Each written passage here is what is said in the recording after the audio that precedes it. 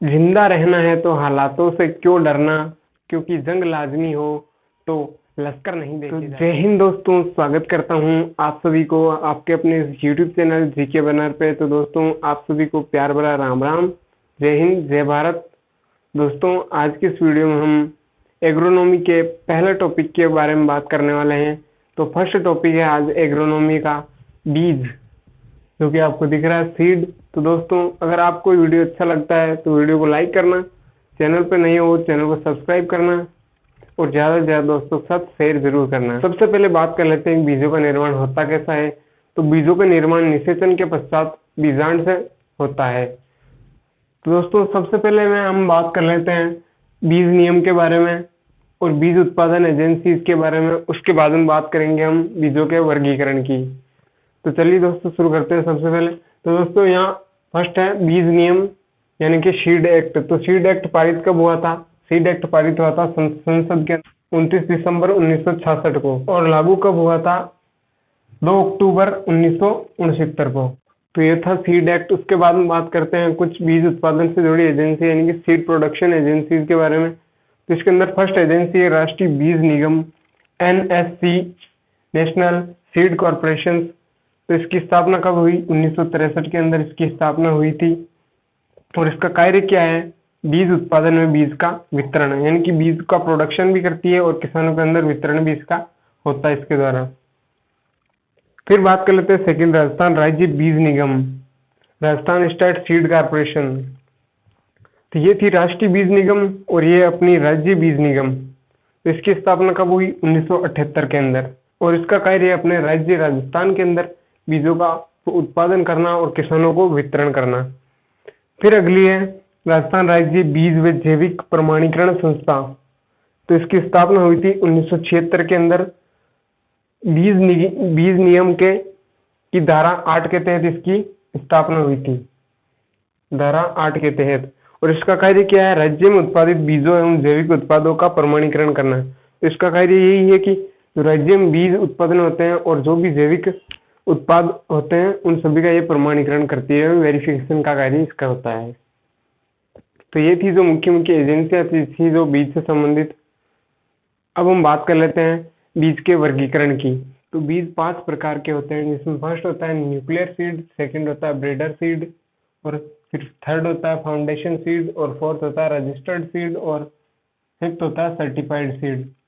तो जो nuclear seed होता है यानी कि मूल केंद्रक बीज, उसकी संतान होती है ब्रीडर सीड यानी कि प्रजनक बीज, और प्रजनक बीज की संतान होती है आधार बीज, और आधार बीज की संतान होती है ये पंजीकृत बीज यानी रजिस्टर्ड सीड, और रजिस्टर्ड सीड की जो संतान होती है सर्टिफाइड सीड। तो यही चीज ज्यादातर एग्जाम पूछी जाती है कि जैसे कि ब्रीडर सीड का जनक कौन है, तो आपको सीधा सीधा देखना है कि इसकी संतान क्या है न्यूक्लियर सीड की। तो न्यूक्लियर सीड की संतान ब्रीडर सीड है, और ब्रीडर सीड की संतान क्या हो जाएगी? तो हो जाएगी आधार बीज या फाउंडेशन सीड, और फाउंडेशन सीड की संतान क्या हो जाएगी? रजिस्टर्ड सीड, और रजिस्टर्ड सीड की संतान क्या हो जाएगी? Certified seed. और अगर आपसे ये पूछ लिया जाए कि सर्टिफाइड सीड या प्रमाणित बीज का जनक क्या है, तो होगा पंजीकृत बीज, और पंजीकृत बीज का जनक पूछ लिया जाए तो होगा आधार बीज, और आधार बीज का जनक क्या है? तो है प्रजनक बीज, और प्रजनक बीज का भी जनक कोई क्या है? तो होगा न्यूक्लियर सीड। तो अब सबसे पहले बात कर लेते हैं न्यूक्लियर सीड की। तो फर्स्ट है न्यूक्लियर सीड या मूल केंद्रक बीज। तो मूल केंद्रक सीड किसी भी फसल है, कोई किसी प्रकार की फसल है, उसकी नई वेराइटी निकल रही है, तो उसकी जो मूल किस्म होती है वो यही है, और इसी किस्म से आगे जाके फिर प्रमाणित बीज और ये जो ब्रीडर सीड और ये बनते हैं, ये सब इसी से बनते हैं। तो ये प्रथम या मूल किस्म होती है। और इसका निर्माण कौन होता है? जो ब्रीडर होता है वो होता है वैज्ञानिक, यहाँ का जो भी साइंटिस्ट है वो निर्माण करता है इसका। और ये कहाँ होता है? अगर साइंटिस्ट कहाँ काम करता है? या तो किसी कृषि विश्वविद्यालय में या फिर किसी कृषि अनुसंधान केंद्र पर काम करता है। उसके बाद में बात कर लेते हैं इसकी जेनेटिक प्योरिटी की, यानी कि एक तो होती है आनुवंशिक शुद्धता जेनेटिक प्योरिटी, और एक होती है फिजिकल प्योरिटी यानी कि भौतिक शुद्धता।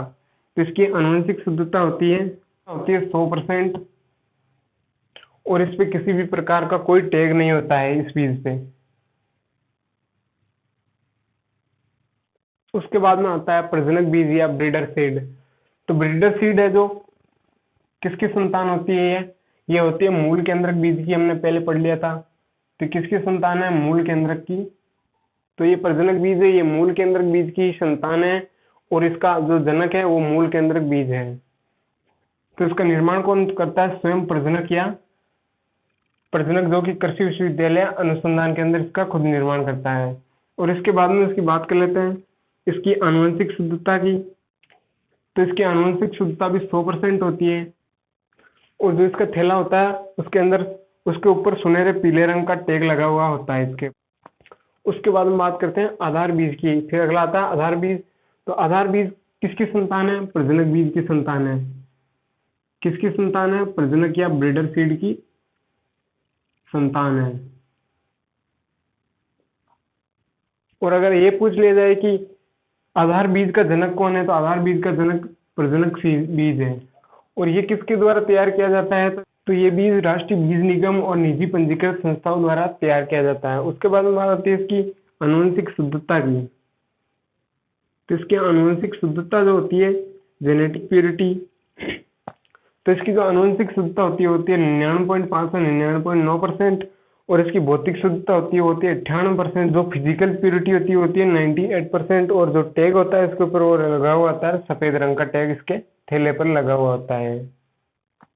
उसके बाद में आता है पंजीकृत बीज। तो पंजीकृत बीज होती है वो आधार बीज से तैयार किया जाता है। तो आधार बीज की संतान होती है ये। आपसे ये क्वेश्चन ये भी पूछा जा सकता है कि कौन से बीज का अपने भारत के अंदर निर्माण नहीं किया जाता है? तो पंजीकृत बीज का अपने भारत के अंदर निर्माण नहीं होता है। तो इसके अंदर देख लेते हैं थोड़ा बहुत आधार। तो ये पंजीकृत बीज होता है, जो किसकी संतान है? आधार बीज की संतान है ये। और ये क्या भारत के अंदर इसका निर्माण नहीं किया जाता है, और इसके ऊपर कौन सा बैंगनी रंग का टैग लगा होता है इसके थैले के ऊपर। और भारत के अंदर क्या सीधा आधार बीज से सीधा ही प्रमाणित बीज तैयार किया जाता है, पंजीकृत बीज का निर्माण अपने भारत के अंदर नहीं होता है। तो फिर अंतिम बीज जो होता है वो है प्रमाणित बीज, सर्टिफाइड सीड, जो कि आधार बीज से निर्मित होता है। तो ये आधार बीज की संतान होती है। तो ये क्या आधार बीज की संतान होती है, क्योंकि पंजीकृत बीज का तो अपने भारत के यहाँ निर्माण होता ही नहीं है भारत में। तो ये प्रमाणित बीज है जो आधार बीज की संतान होता है, और इसका जो जनक होता है प्रमाणित बीज का वो आधार बीज ही होता है। और इसका निर्माण कहाँ होता है? तो किसी प्रमाणीकृत संस्थाएं होती है, जैसे NSC, RSSC, RSOSCA, इनकी देखरेख में होता है। और किसानों द्वारा भी इसका निर्माण किया जाता है, और ये संस्थाएं होती है ये भी इसका निर्माण करती है। और जो इसकी भौतिक शुद्धता होती है 98%। और आनुवंशिक शुद्धता होती है वो भी 98% इसकी होती है। और इसका जो थैला होता है उसके ऊपर नीले रंग का टैग लगा हुआ होता है। और मोस्ट इम्पोर्टेंट ये चीज है कि ये कई बार क्वेश्चन एग्जाम में भी आ चुका है कि कौन सा वाला बीज है जो कि किसानों को वितरित किया जाता है। तो ये जो प्रमाणित बीज होता है वो किसानों को वितरित भी किया जाता है। तो दोस्तों आशा करता हूँ आज की क्लास आपको अच्छी लगी हो। चैनल को सब्सक्राइब कीजिए और ज़्यादा से ज़्यादा दोस्तों के साथ शेयर कीजिए। तो दोस्तों तो ये था इसका प्रथम पार्ट। फिर अगले पार्ट के अंदर फिर मिलते हैं। तो आज के लिए इतना ही, तब तक के लिए जय हिंद, जय भारत।